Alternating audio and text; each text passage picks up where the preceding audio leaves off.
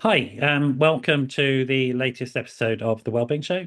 Got a great guest on this evening, Richard Curtis, who has been very kind today. I've messed him around today, but he's been very accommodating and has helped me out because I had some issues to sort out. Richard's going to come and talk about himself and also the organisation that he's CEO of, which is the Association of Mental Health in Education, which is a really interesting organization that contacted me through LinkedIn, the professional dating app, as it's now called, I think, or something like that. So I think this might be a date, Richard. I don't know if somebody set us up on a blind date. Who knows? Welcome. How are you doing? Anyway, yes, hello, good evening. Thank you very much. Well, yes, definitely, definitely. We ought to point out that I am not that Richard Curtis. I Um, was going to make that joke, but I thought, yeah, no, no, no, honestly. he's that all his life. When Alan Rickman died, I'm obviously on lots of journalist databases and things like that. So when Right. Alan Rickman died, the BBC phoned me for my No. reaction. Did you pretend? Did you pretend that you I knew? mean, I was very transparent. I am a very transparent person. I was very transparent. I said, well, I could certainly give you a response. No, so I said, oh, first of all, I said, oh, I didn't know that. And so the journalist, thinking that I was the other Richard Curtis, then went, oh, well, I'm so sorry for your loss. I didn't realize I was breaking it to you. Great. Yeah, anyway, I was a fabulous toddler. I wrote Blackadder when I was 3. Yeah, And yeah, absolutely. it's gone Absolutely. up from there. So yeah, so that's why I use Richard Daniel Curtis, Okay. and I Right. have done ever since that day. Um, Ever since that day. for So people precisely know the that reason. difference. Okay. Yeah. Did you know Alan, by the way? No, I didn't, Yeah, he unfortunately. seemed like a really interesting chap, to be honest. So people I'd known that have known him, because my background is the arts, so some people didn't, Mm, said he was absolutely sterling human being, and really well worth knowing. And people just know him from his films, but apparently he was a really decent guy who did a lot of really helpful things in the world, like a lot of those people do, very quietly in the yeah, background. and so Yeah, important, but just yeah. very, very quiet. Yes. Where are you from originally, Richard? Um, my mum. So I'm She'll be basically, glad to know that. yeah, yeah, That you're exactly. finally admitting it. For years, I've been trying to get this my boy to tell people the truth. Exactly. My mum is honestly, she's amazing. No, so I basically lived in the Esses. I'm from Hampshire. I live in Southampton. I've lived in Southampton most of my life, Okay, apart from when I lived in Slough and when I lived in Sheffield. okay. So it's I the Esses. wondered. I was getting a little bit of a Sheffield twang, actually. I thought this guy's from Sheffield somewhere and trying Oh, to. I do. I can completely. I can't do the accent so much nowadays, but I can translate still. Can you? And I went up to when I was, I mean, part of my story is that I got turned down for doing my nursing diploma as it was then Yeah. because of eczema, and they were like, "Oh no, you can't be near people with eczema." Yeah, no, so occupational health turned me down. I was like, well, I'm working on the wards with patients. And they're like, no, you're not anymore. So I was like, oh gosh, what am I going to do? So I went into teaching. I didn't know Uh, eczema was well, a it's not. No, transmitted autism. I'm being yeah, joking here. I mean, what yeah, on earth? Good Lord. yeah. So I had to find a new career in about 3 weeks. So I applied to do teacher training up in Sheffield. Right. I went up there and um, I was having this conversation. I was up in Donny, seeing, and I was with some elderly people up in Doncaster, and I understood 2 words. I understood duck, and I understood cock, and that was it. And I mean that in We not we should like we should point out both words are terms of endearment, not a yes, reference to anything sexual whatsoever. yes, yes, Um, absolutely. Pocker Um, and duck and all those things are sort of words that are used up there to denote a warm, affectionate feeling towards somebody. So definitely, let's just definitely. translate that for people now. Well, yes, yes, we ought to be very clear about that. Yes, but anyway, but that was literally only, and it turned out I was talking about his car. I had no idea I was talking about his car, but he took me Okay. outside to show it. So there we go. And I wonder if you can get Google Translate for Northern English now. You Yorkshire. must do. If there isn't, there's a gap in the market, I think. Oh yeah, definitely. Uh, Definitely. I love honestly. And um I mean, for various different reasons, I'm down south, but honestly, um, the culture and the community up in Yorkshire is just amazing. yeah. And Yeah. I go back there kind of every year or so. I'm having to go back there for Yeah. various things, and it's just like you haven't been away. Yes, Sheffield's developed a whole new one-way system and a whole new bypass and way around the city. But actually, once you're there, it's just like yeah, you kind of just get your bearings and you're there again. It's brilliant. So let's go back to sort of as a child. Was it just you, or did you have siblings, or so? Oh Talk gosh. about Oh, all of see, that there we go. stuff. There, there we go. So I did warn you yeah, in you see, advance. You had an definitely. option to run away Yeah, screaming, absolutely, which has now been absolutely. withdrawn from you. Well, I've so it and actually, and I think about my childhood. Um, we so mum and my father separated when I was 5. Um, Mum met my stepfather a year or so later, and we ended up living with him.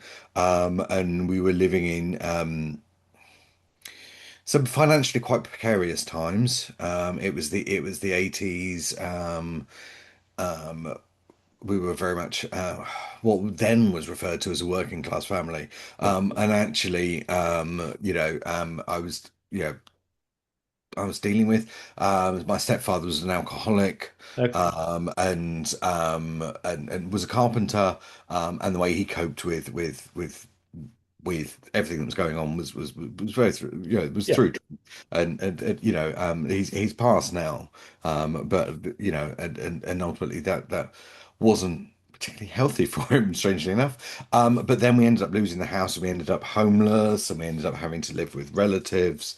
And so there's all sorts of things because that have kind of contributed to my outlook on mental health, on well-being, on Yeah. social and emotional development, but just because of those childhood experiences where I had just so many varied experiences, I think over the years. Well, at the minimum, it's very confusing for a child having an addict parent or an alcoholic parent because it's one day they're okay and then the next day they're not. One minute they're fine, next minute they're fine. It's like very unpredictable, which is a difficult space for a child to be in. It was, I mean, and obviously I know a lot about the addiction cycle now and Yeah. kind of looked at it and things. But as a child, I can tell you, we used to like the fact that on a Sunday morning, sometimes we would get up and he'd come home with an Indian and then hadn't eaten it, and just left it on the table, and we could get up early and With just breakfast. pick at it. That was our breakfast. Yeah. That's last night's takeaway, leftover takeaway. Yeah. But yeah, and actually, my stepfather very much was and continues to be a very important role model in my life. And I remember 13, 14 years ago when I left the public sector to start working for myself and set up the organization that I'm now leading. I can remember him saying, "Look, if anyone can do it, it'll be you that can do it." And I hold that to me, even through I say through the challenging times. Actually, keep coming back to just I can remember him saying that, and then keep coming back to actually, look, he believed in me, so therefore I should believe in me. Okay. Yeah, that's interesting. So you went to school. Was school a place that you were comfortable in? Was it Oh, there we a go. happy See, place for you? all these different. I'm very much like an onion. There's all these different layers. Primary school, absolutely loved, thrived. Yeah. Was very involved. Apart from the one time that I made a model of the Channel Tunnel, me and my friend made a model of the channel. This is prior to it being built or dug or whatever the correct phraseology is. Back in the 80s, we made a model of what we conceptualized it would be like, and we put in some micro machines, some toy cars into the model, and it was put on display, and then some boys came along and stole all of the cars. Yeah, I know, you see. from outside our teacher's classroom on the it was yeah. Was So this so major crime investigated? I hope it was. I hope that well at the we least MI5 were brought in. yeah, exactly. Some were, and there was another time I got 18 lines. Oh my goodness me, the injustice of it. I once was yeah. I'm So like literally sitting here, only 18. I mean, like, yeah, serious. 18, but this tells you kind of Why 18? That's the sort of it was how much you could write in a lunchtime, and ah, I wrote 18 lines. And it was really unjust because I was playing a game with some boys where they were running through the cloakroom and I wasn't. I was pretending because this is the sort of child that I was. I pretended to be naughty, but I wasn't. yeah, And so when they ran inside, I would then hide by the entrance to make it look like I was following them. And then the moment they came outside again, I joined on the end of them running around and it looked like I'd been in and out. So therefore, from someone else's point of view, it looked like I'd been inside and I looked right. guilty even though I wasn't. And honestly, the Damn, you injustice. got the time without the crime. That's really Yeah, you see, fair. basically, and no, I was just one of those children that really kind of wanted to be doing the right thing, but also wanted to be a child. And I never, I think I'm still a child. I'm going to be honest with you. Yeah, you've hit the childhood now that you got bored of the adult grown up stuff. And you can be a kid. Oh no, that went years ago. Did Uh, it? I'm very much no, very much, very, and even as a parent now, I'm just the children will tell me. So I'm a single parent of a 9-year-old and a 7-year-old, and they would tell me that I'm just I'm the funny parent. I'm the silly one. Yeah. Um, So um, it's junior school, infant school was like good for you apart from a couple of moments, and then yeah. secondary school was at a That different was transition. secondary school, so I continued very much in the same vein. Yeah, And I was like in year seven, so the first year of secondary school. I was involved with running the bookshop, and I ended up being the right. manager, as you would call it, or they called it the manager of the bookshop, and all of these sorts of things. But certainly by the middle of secondary school, I kind of got into that victimhood of being susceptible to bullies, and my self-esteem had been absolutely. Okay. I couldn't even like pinpoint it to any particular trauma or anything like that. And my personal experiences were that I always constantly put myself socially in a situation where I was the one that people would laugh at or would pick at and things like that. And I know my parents moved me during the middle of secondary school to be a bit closer to home, but also to try and stop me being in this situation. But the trouble is I just literally repeated the same Okay. pattern and put myself in that same position. Mhm. And I appreciate that's not everyone's story about bullying, but that was certainly my story. Was that my self-esteem meant that actually the way that I responded to other people really did put me in that kind of that I'm here that I can I'm here very much in that victim mindset. And it wasn't until later on in my teenage years that I kind of refound myself as Okay. it were. Okay. Mind you, bullying is, such a challenging experience. And I know you're not saying this, but if somebody's experienced it or they're experiencing it now, it's not your fault. And certainly if a child's listening and you're hearing about this bullying and you're thinking about it and you're thinking about what to do, my advice very strongly is you talk to a trusted adult about it. Uh, Absolutely. Absolutely. now today. Absolutely. And it's really interesting because that was something that I knew I needed to do and Yeah. didn't successfully do. You know And why I sort of what put you off from talking to an adult about it? It might be helpful if a kid does hear this because they might identify with it. yeah, well, I'm not sure how helpful it's going to be. I'm going to be honest with you because I can remember trying to tell my form tutor who told me not to be so silly. Right. And the problem was is that then reinforced my self view and To be honest, that may well happen to children now. And I would say, if that first adult you go to doesn't help, go to another one mm, until you find one that does. I mean, that's the truth here is that it's really important to sort of get help. There's also again, for kids who are listening, there's organizations like Childline who will take you seriously, and you can call them anytime you want, and they will take you seriously, and they'll get in touch with other adults. I think a lot of kids also, if they're experiencing stuff like this, they're afraid that if they tell somebody it's going to get worse. Um, in my experience, it doesn't, it gets better.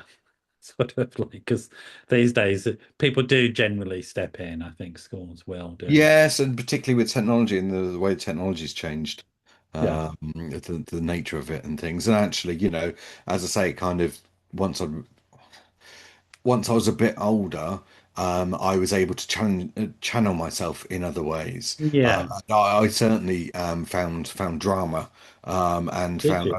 and I got very involved with the drama department. Yeah. I had been kind of part of a drama club since about the age of 11. Okay. But I started doing the lighting, I started doing the sound. I got more involved, and certainly as an adult, Yeah. I've over the years been more involved. And yes, there's always two sides, and to add another aspect to the Yeah. story. One of the people who I felt bullied me during secondary school is now a very close friend of mine. Wow. And we had some lovely reparative conversations, Brilliant. and they recognise that they weren't in a good place, and how they were projecting that out on the world around them, and actually is now a very very close friend actually. It's interesting. My first career was in theatre because I got involved in theatre at school as well, Mm, and went on stage from an early age. One of my first plays that I did professionally was called Only Playing Miss, which was about bullying. mm, Oddly enough, it was being written about then. And the main character, the main baddie, who was the bully, we also explored his backstory, and it was mm, very much one of a very troubled experience himself. Exactly as you're saying, really, mm, that was what was going on, and rather than deal with his vulnerability, he wanted to project it on somebody weaker, so that he didn't have to confront that about himself. Which I think is a very familiar theme amongst young men at the moment, with the sort of stuff that's going on in the world, which we may come back to. Be interested mm, to hear your views on that after that amazing show Adolescence, because it was just in the news again, winning all those Golden Globes as it should have done, mm. etc. A stunning piece of sort of British television drama. If people haven't seen it, where are you? Where have you been living? Go and watch it now. Extraordinary, I think, piece of work. So you survived school, but also it sounds like to some extent you thrived it. You found survival mechanisms, you found ways of dealing with what was going on. The arts Oh, are a very common theme, I think, for sort of people. oh yeah, I mean, I challenged myself. I channeled myself. So I also did picked up a lot of volunteering, Did you? Right. and yeah, and so just threw myself. That's kind of really, it's life lessons, isn't it? Yeah. Yeah. But I started as a club when I was about 8 years old in the British Red Cross as a club, like on a Wednesday night. We'd Yeah. go for an hour and all the rest of it. But by the time I was in the my mid-teens, actually, I was really involved with going out and being a first aider at events, and Wow. supporting Wow. ambulance crews and the various things like that. So I used to, I would, spend, I don't know, a day a week, or a day at the weekend, or an evening or something, Yeah. doing something kind of on a voluntary basis, as well as the theatre. Yeah. Are you And okay? being Do you involved. need a glass of water? You seem to. I was Have trying you not got to. something in your I, throat? Don't I worry was about I it. was about to cough, but then I realised that I turned towards the microphone Didn't you? to cough, and I thought, well, that's gonna be that's gonna be awful. Let's not cough straight into the microphone. Yeah. Um, Have a so yeah, glass of water, Richard, before you sort of choke. uh, so. But actually, I learned about and kind of about community and about giving back, and something that's Sure. continued throughout my life. Yeah. Is this sense of actually I lo I believe in giving back, and actually I want the world to be a better place Yeah. as a result of me I being. really identify with that. I think it is an extraordinary thing to learn at an early age. The more we give young people and anybody the opportunity to do that. In fact, I was just writing about it today. It's Blue Monday next week, and I was just writing about how we need to see these signals. And one of the things that will always make us feel better about ourselves is helping somebody who needs help. Mm, It's just definitely. it's built into the mechanism of being a human being. Yeah, Yeah. absolutely. Uh, Absolutely. It's so Um, it's the and secret weapon for health and wellness. Well, I think, and certainly Maslow spoke about, kind of this spiritualness and giving back and Yeah, things at the higher levels yeah. of his theories. It's Um, also, I think Maslow is interesting actually because it used to be thought it was just a progression. You have to do one, one, one. Now we yeah, understand you can just jump to the top one and yeah, you get can be it operating at so many different levels at the same and time as well. sort all the other stuff out when you're ready to sort them out. So I think you're absolutely right. Maslow is a great thing for people to go and check out. Um, and this was, I guess, informed your decision to go in and learn how to be a nurse. Was that you were already doing this stuff? Yeah. No, well, No, it yes. wasn't. Oh, okay. No, well, yes, it was, but it wasn't as well. So when I was at college, I wanted to go into the theatre, and I wanted to Okay. Yeah, that makes sense. Okay. Okay. follow up theatre Yeah. lighting as a career. And then I started doing it and getting paid, and I got £5 for an 18-hour shift. At which point I just thought, gosh, this you can't make a living out of this. And I That was, definitely wasn't an equity contract. no, no, no. And so I was like did some serious thinking and things like that. And I left college. I didn't know what I was going to Yeah. do. I went and oh gosh, in my office, my team will always tell me I've done everything because I worked in the personnel department at Customs. I was a computer technician for a wholesaler. I was a customs officer for 6 months. Okay. I I worked in the fraud department for what was NatWest Bank at the Yeah. time. Yeah. And I did all these kind of jobs. Yeah. Yeah. Yeah. I was like a pre-millennial millennial, although I think technically I just come in as a millennial in terms of like getting all these different life experiences. At the Right. same time, I was still volunteering. I was still doing the medical stuff. I was still involved with the theatre. I Yeah. also play an instrument, or play various instruments, but up until I was about 18, 19 or so. No, no, actually, into my early 20s, I played in brass bands and wind bands. And so I continued that as well. And interestingly, I picked that up again about 5 years ago. I picked up and rejoined a brass band, um, which is really nice.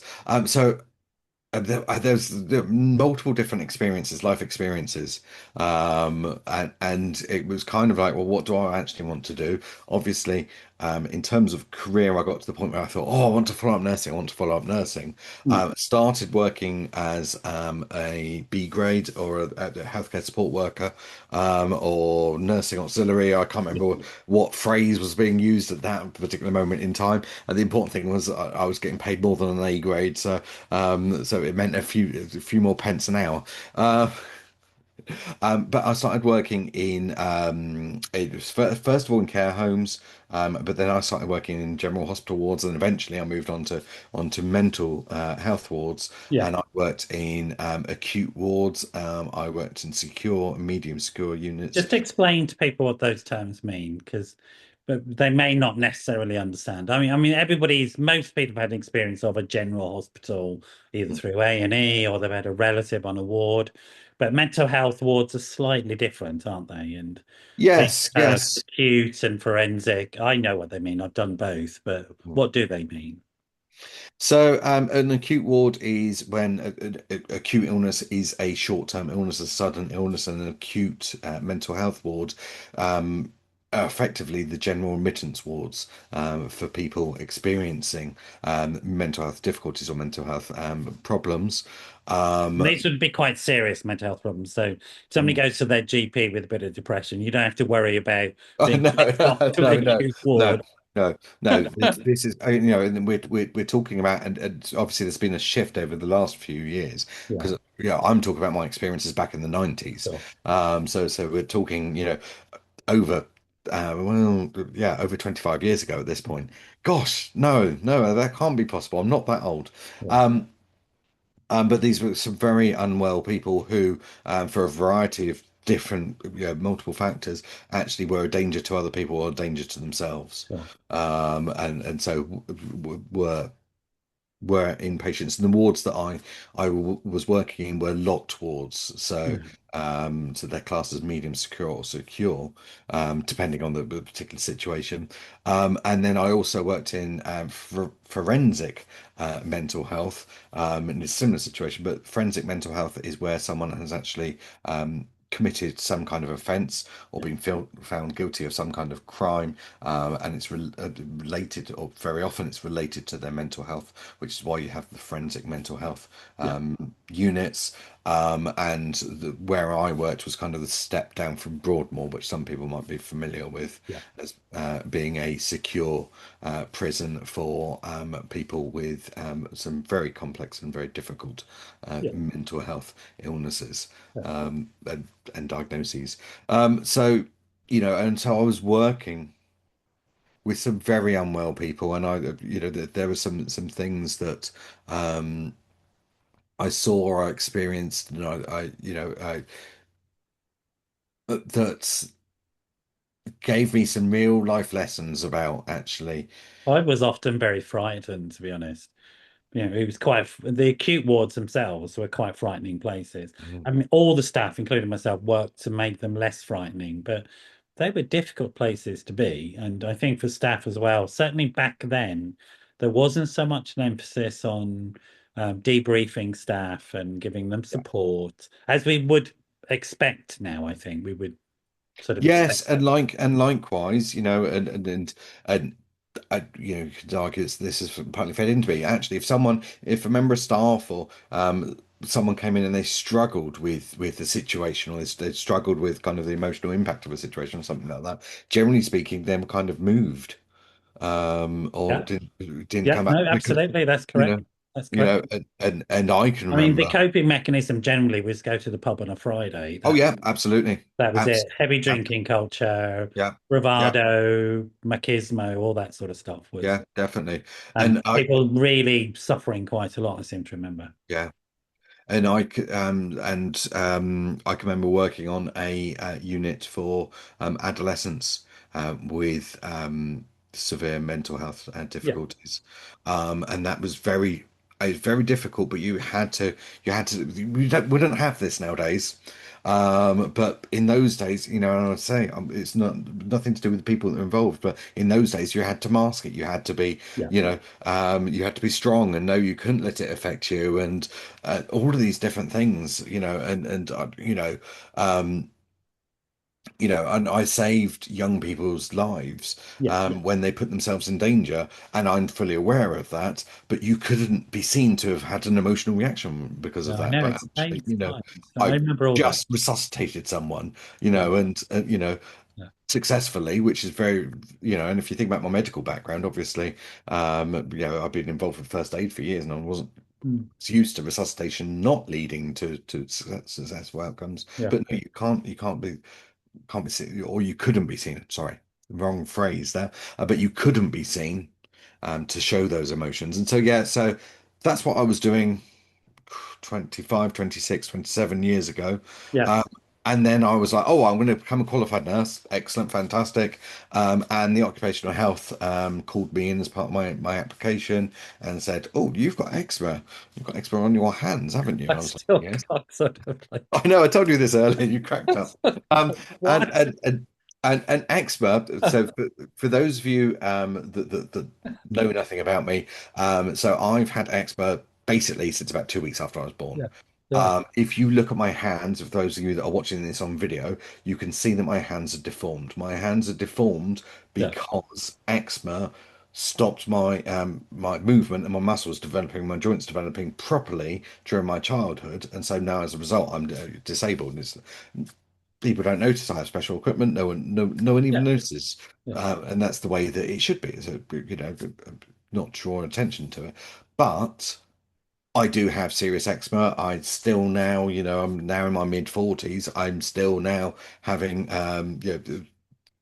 daily drugs and to try and limit the effects of my eczema. I still have eczema. There are days that I struggle to walk. I have sometimes walk around with a limp because of my eczema. I Yeah. struggle to hold pens. Daily tasks that I just struggle with.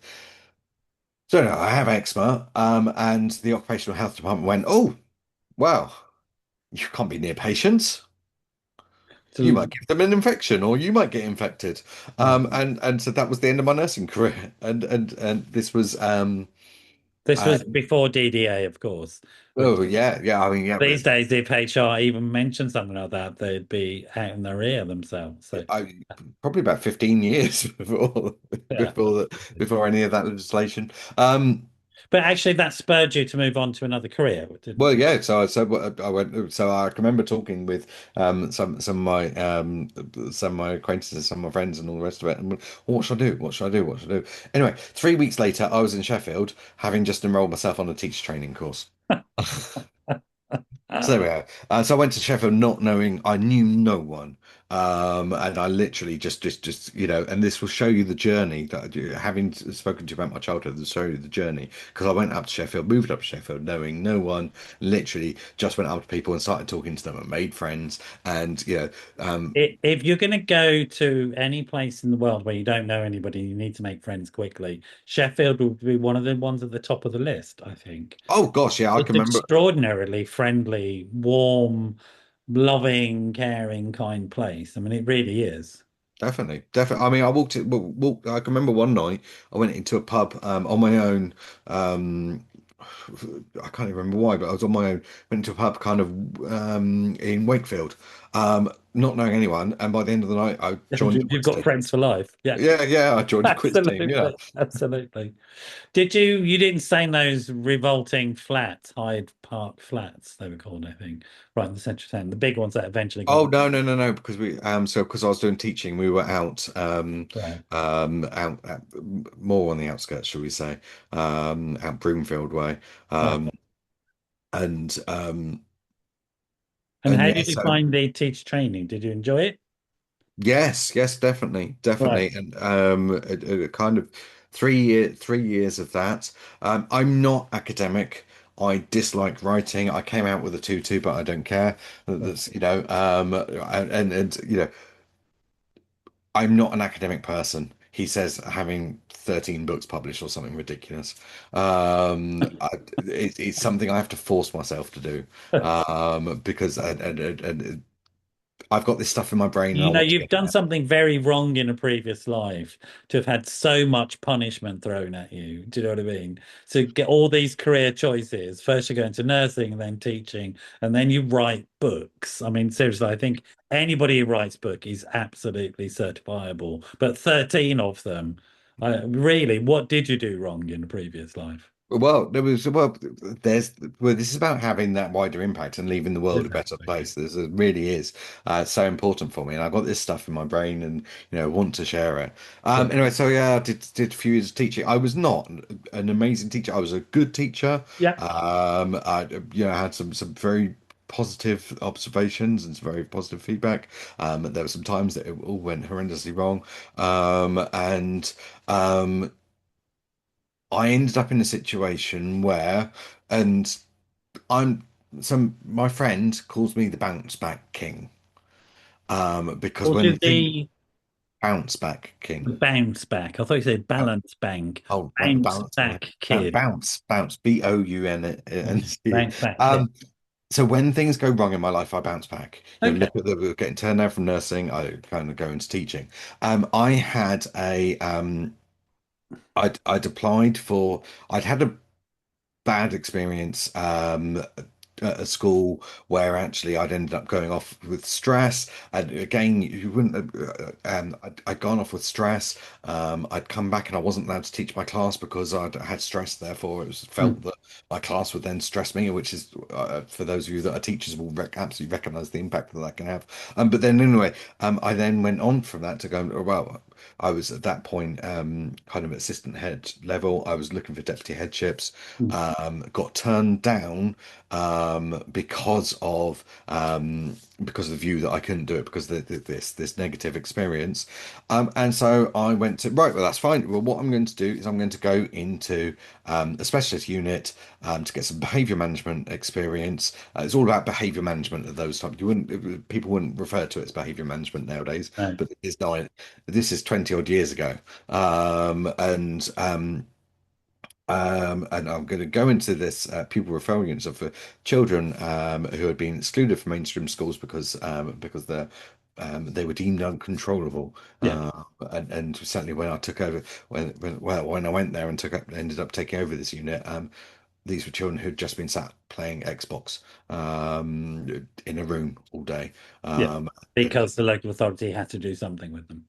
well, effectively, and certainly no one was felt able to challenge them. So anyway, so I put in some structure, I put in some boundaries. I got 2 years worth of academic progress out of them in 6 weeks, and all of these sorts of things. And I realized that I really enjoyed the challenge there. And So I went from there. I went to a local authority as an advisor on advisor. I became involved when there were children in schools who were going to get permanently excluded. Yeah. It's generally about behaviour, and I would look We at should just so that people understand, um, a, a child who is excluded from school, their life outcomes are disastrous.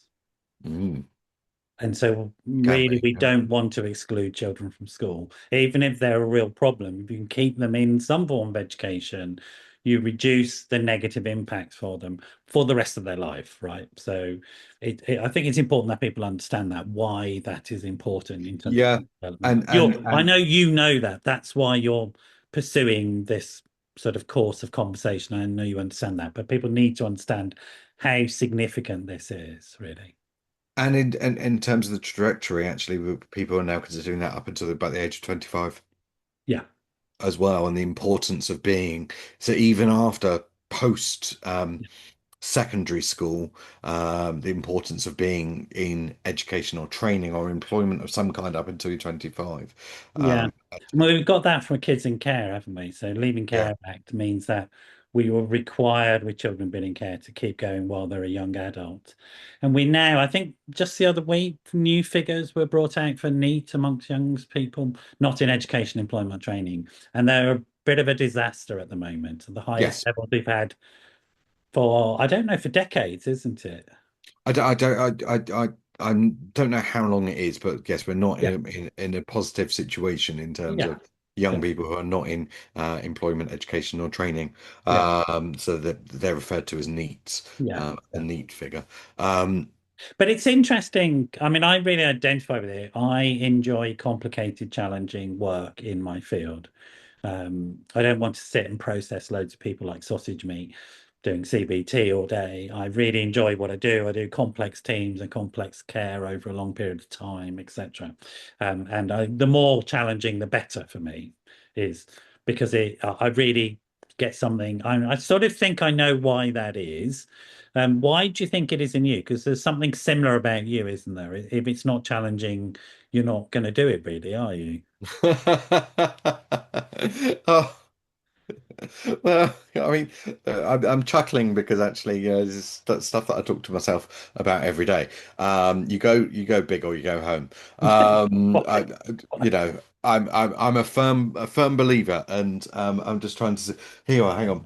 Go On my desk, I have, and I vary these each week depending on where I'm at. So I've got a little on. I statement. love that one. Yeah, it's great. If your mind can conceive it, if your heart can believe it, then you can achieve it. Yeah, And again, my team in the office will tell you that I've got similar on my desk at work, not the same one, and I rotate them. I have about yeah, 50 that I rotate through, and I go for what's the most appropriate. And yeah, I'm a firm believer that there's always a solution. You might not know what the solution is right now, this second, but there is always a solution. And so it's just about finding it out. And if you look at the work that I've done in the social and emotional domain, so again, so I was, if we go back 15 odd years or so, I was dealing with young people who were at risk of getting excluded Yeah. from school because of their behaviour. And I was, I was a firm believer, and this is, actually, well, this is coming from somewhere. This is originating. There's stuff happening under here. Let's look at the social and emotional skills that are lacking. Where are those gaps? And basically that's started me off in a whole trajectory Yeah. around looking at, and I've did part of a PhD looking at social and emotional development across the lifespan, so not just Sure. childhood. We continue to develop social and emotional skills all the way up Yeah. until we die. When you retire, there's a whole new skill set to learn. When you are in, yeah, when you become a parent, Yeah. just in terms of your social life, but in terms of your emotions as a parent and all the rest Yeah. of it, there's a whole new skill set. So I'm a firm believer that there's all this, there's continual development Yeah. of social and emotional skills. Yeah. And so it was around that time, kind of 15, 16 years ago, that I started to develop this concept of acquisition, of actually that there are certain key social and emotional skills that exist, that other social and emotional skills, later social and emotional skills, rely on. And an obvious one would be eye contact. Yeah.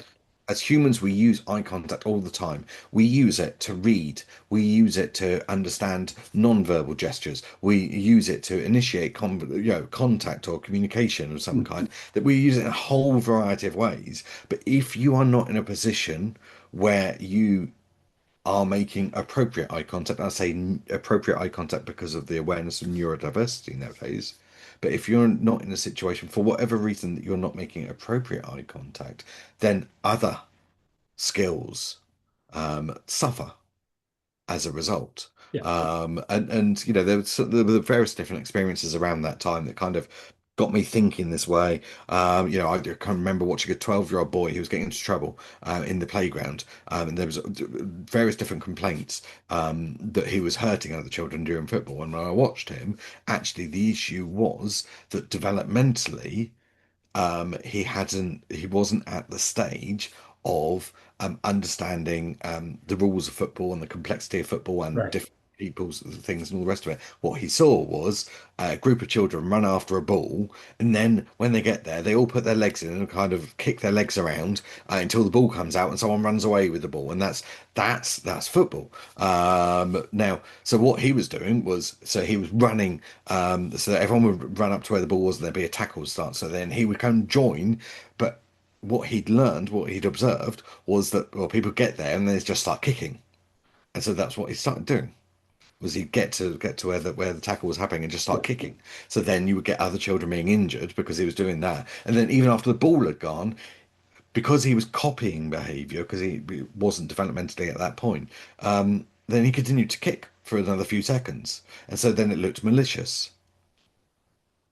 Whereas actually what was happening was it was too complex a game and he hadn't or wasn't understanding the And rules. so getting that insight meant you could then organize interventions with him, Yeah, firstly to explain the meaning to yeah, people, but then tailor a program to sort of meet yeah, his needs so that he then later on wouldn't just go and kick people. He would yeah, understand that there's a meaning and purpose to this yeah. physical activity and you could acquire it, which is a brilliant sort of insight and intervention. I think it does go towards explaining why it's important to have this sort of knowledge base and these types of expertise, because we're asking a lot of, say, teachers at the moment and of any professional work with young people, and the idea that they could possibly know all this stuff and also then deliver a curriculum is a bit silly, right? So there's a Well, lot of pressure absolutely. on teachers and schools, I think.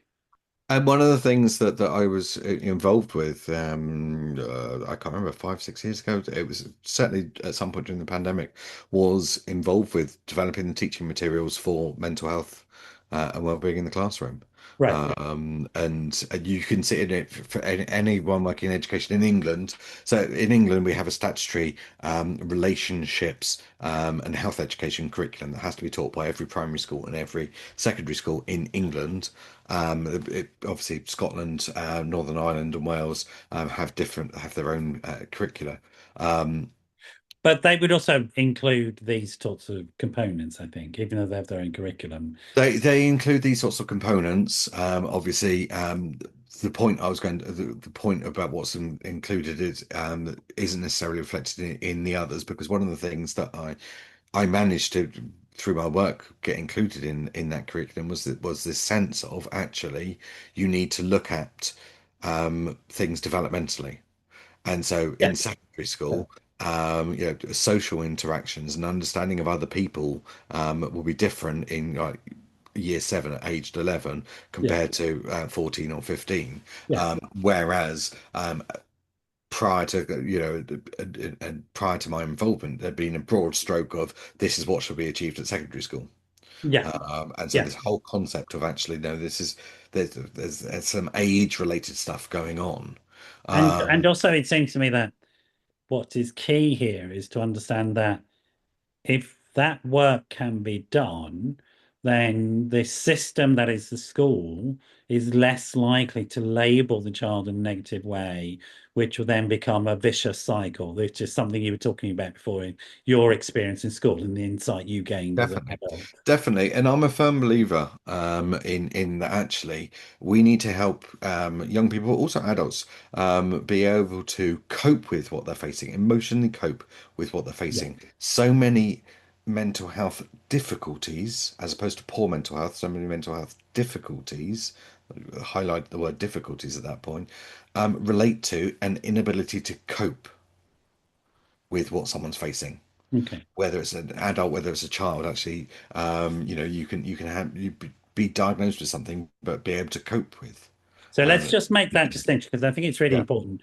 So this coping or resilience or capacities, mm, positive mm, capacities to manage and deal with or bounce, maybe is another term. People to bounce under yeah, a yeah, difficulty, absolutely, yeah, is a crucial life skill. Without a doubt, it's a crucial life yeah, skill, and it's as much needed by somebody that has a defined mental illness diagnosed as yeah, anybody else. yeah, It's just a core thing that human yeah, beings need, right? yeah, Okay. absolutely. Yeah. And so I'm a firm believer that actually, we've got to help children and young people cope with what they're facing, be Yeah. resilient to what they're going to face in the future, Yeah. and also be literate about their own well-being. Yes. Yes. Yes. Yes. Yes. Yes. Because that's that prevention, that skill. It's like going to the gym, isn't it? Yeah, When's the best time to go to gym? Now. yeah, Get out exactly. there and do it. Yeah, Sort of, and like so absolutely. many people, it's this interesting idea people have. I'll go to the gym when I'm fit enough to go to the gym. No, no, Like, how does that work? No, you can't do that. You have to go to the gym and get fit.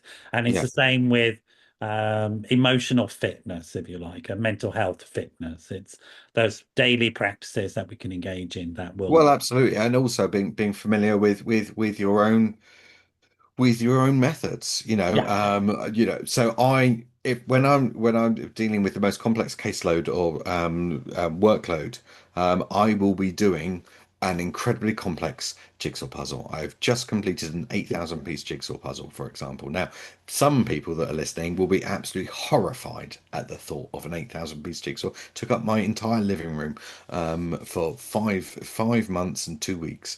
I managed to get it under 6 months.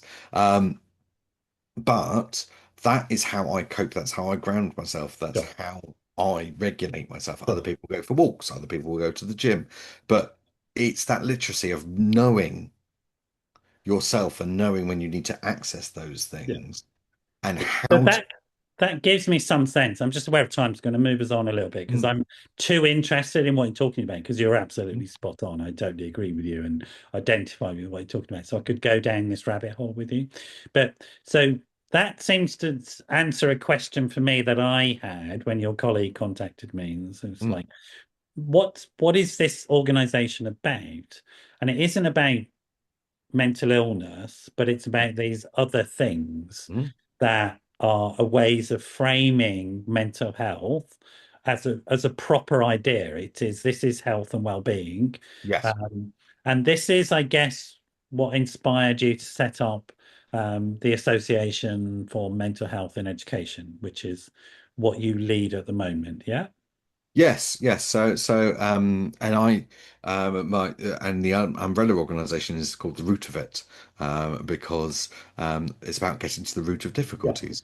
Yeah. And the Association of Mental Health and Education is something that's really important to me because it's about helping educators and people working in education, whether it's early years, whether it's secondary, whether it's primary, whether it's higher education, universities. It's about helping them to understand their own well-being, Yeah. those around them, colleagues' well-being, so staff well-being, as well as student, pupil, young person I'm going to well-being. go backwards in time a little Mm. bit, and I want to remind people of the stories you gave to us when you were a mental health nurse. And back in the good old, bad old days, that thought about the need to support the staff just didn't exist. No, gosh, no, definitely not. And it absolutely had a knock-on impact upon not just that member of staff's work, but the actual quality of the work, without a doubt, would Yeah, have suffered because of it. Because I mean, how on earth do we promote mental health when we're destroying the people who are supposed to promote it is the question. So coming fast forwarding to now, it sort of makes absolute sense to me. I used to work at the Royal Ed post my mm. qualification, I went and worked at the Royal Ed, similar experiences to yours. The Royal Ed is a large psych hospital for people who don't know. But I got a training psychotherapist as part of because I was qualified as psychotherapist, and the deal was you went and found a training psychotherapist, hopefully in a hospital somewhere. That was what they said to us, because there's no way you're qualified to do anything safely at this point, Sonny. Go and find somebody who knows what they're doing, was what they said to us. And I took that to heart. I found a training psychotherapist who trained me in community-based treatment around what would now be called asset-based multi-systems work. Mhm.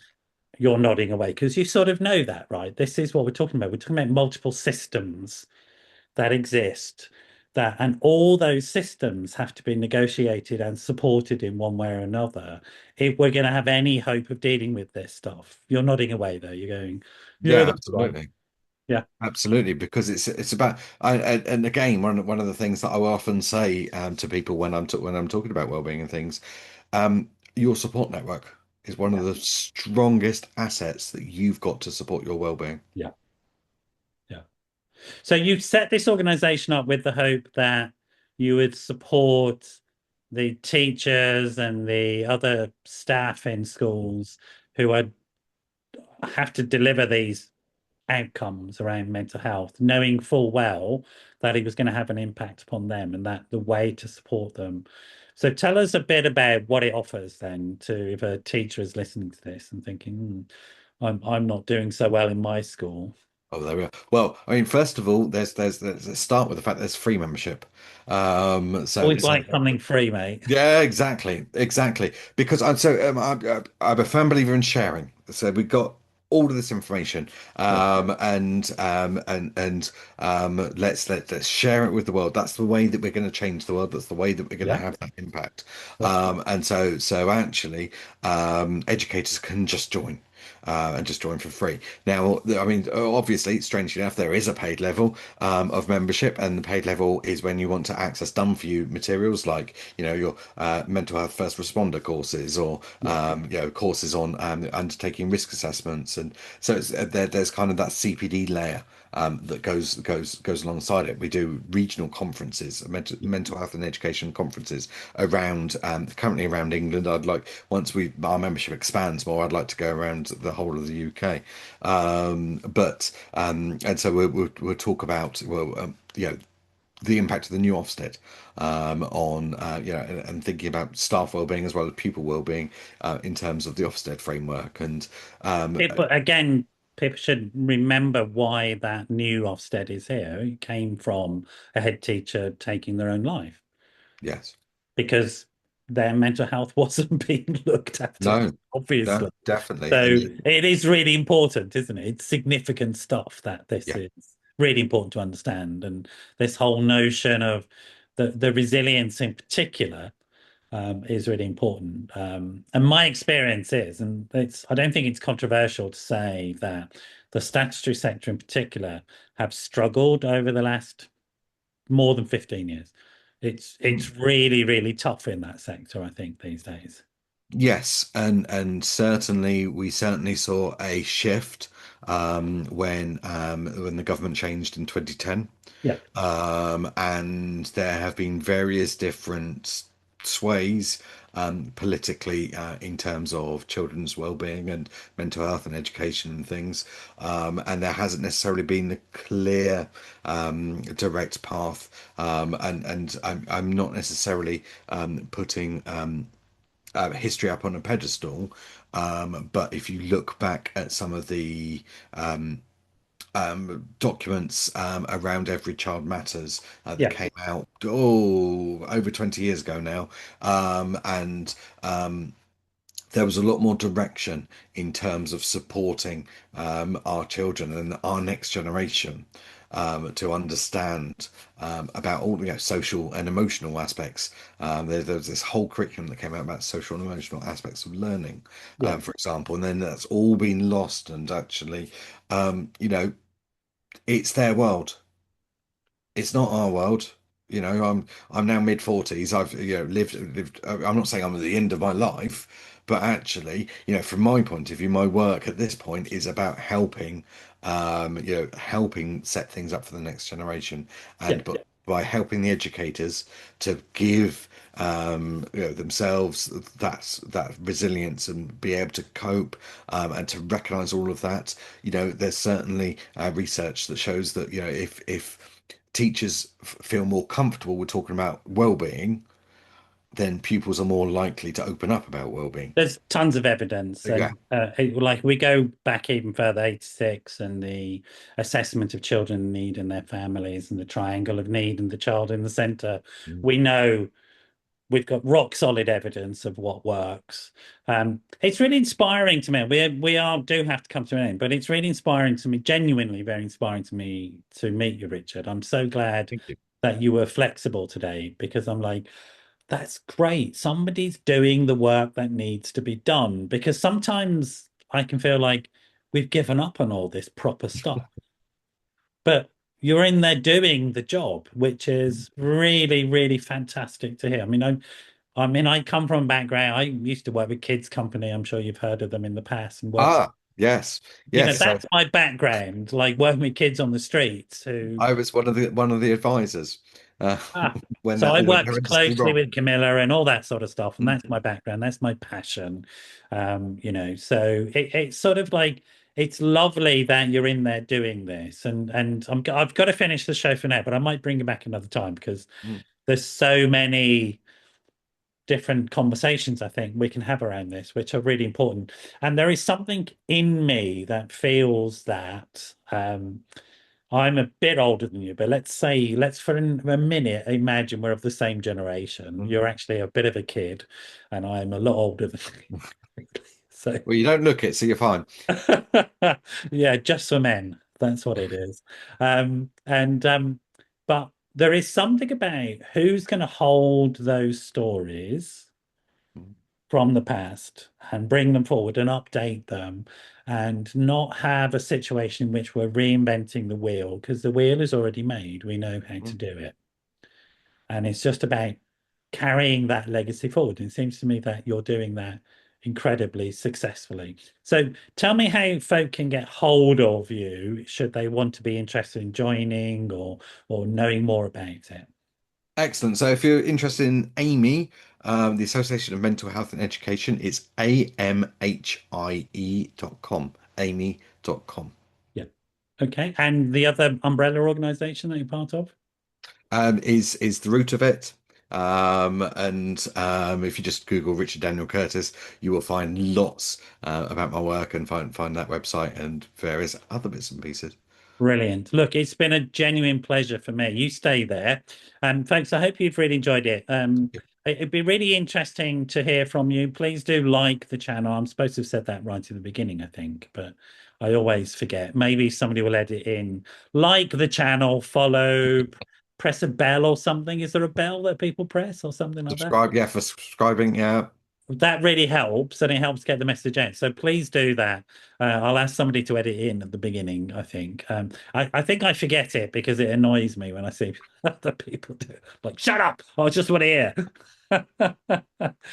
But also, folks, genuinely, if there's some aspect of this conversation that you really would like us to go into some more depth in, then please do let me know, and I'll get Richard back on to talk more about it. You stay there. That's all we've got time for now, folks. Hope you enjoyed the show, finding it informative. I certainly did both. And I'll see you all at the next episode of the Wellbeing Show. But do take care of yourself in between.